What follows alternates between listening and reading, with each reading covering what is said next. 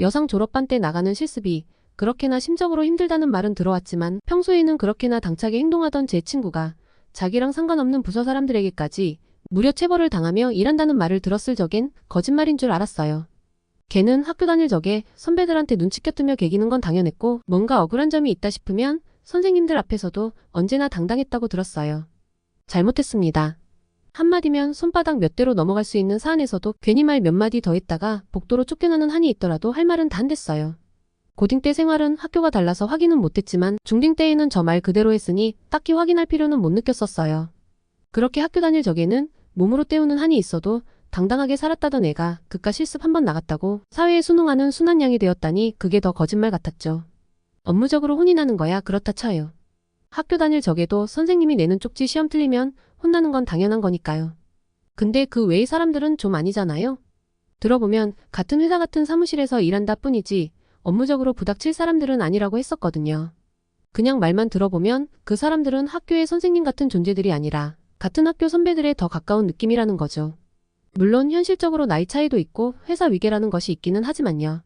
어쨌거나 굳이 그 사람들에게 굽히고 들어갈 필요는 없어 보였지만 막상 일하고 있는 입장에서라면 마냥 무시가 안 되나 보더라고요. 그저 전에 듣는 제 입장에서 듣자마자 알 수 있는 거라면 실제로 일하는 걔는 더 잘 알고 있을 거잖아요. 근데 옆부서 대리님이랑 그저 눈만 마주쳤을 뿐인데 이게 어디서 업무 시간에 눈치나 살살 보고 있냐며 탕비실로 따라오라는 말을 들으면 머릿속에 아무런 생각도 떠오르지 않으면서 그저 자리에서 일어나 무슨 큰 죄라도 지으냥 고개를 푹 숙이게 된대요. 시작부터 그랬으니 탕비실에 끌려 들어가서도 벽을 짚고 서야 하는지 탁자를 짚고 엎드려야 하는지 눈알만 겨우 굴러갔는데 듣는 말이라곤 넌 어째 혼나러 들어와서도 그렇게 눈치만 보냐는 말이었대요. 그래놓곤 눈치 봤다는 명목으로 바닥에 엎드려 뻗칠 때가 있다는 거예요. 탕비실 바닥은 청소한답시고 물걸레질 되어 있을 적도 많은데 그 상태에서 엎드려 뻗치면 정말 찝찝할 거잖아요. 그런데도 대리님이 회초리를 휘두르는 동안에는 아무런 내색도 못했다는 거예요. 그저 탕비실이니만큼 손은 씻고 나갈 수 있는 게 좋았대요. 그럼 일하는 시간에 다른 사람들과 눈만 마주치지 않으면 상관없느냐 하면 그것도 아니래요. 주변에 누가 지나가는지 신경 쓰지 않고 모니터를 보고 있으면 이번엔 또 이거 일하는 척한다며 시비를 건다는 거예요.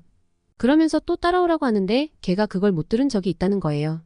이번만큼은 걔도 자기 사수가 던져준 업무를 한답시고 최선을 다하고 있던 시기라 자기는 정말 못 들었다고 했거든요. 근데 그러니까 그냥 걔 귀때기를 잡고 끌고 갔다는 거예요.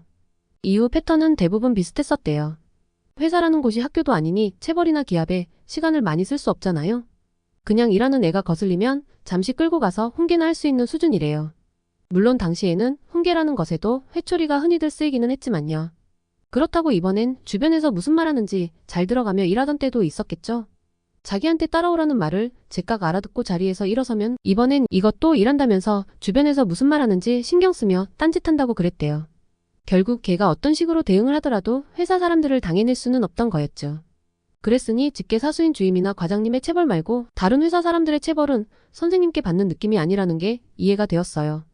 분위기가 그러다 보니 똑같은 체벌이라도 느낌이 달랐나 봐요. 그렇다고 아프지 않았다거나 한 건 아니지만 선생님께 혼난다는 느낌은 아닌 거죠. 걔 말 들으니까 딱 생각난 게 우리 학교 운동부 애들이었어요.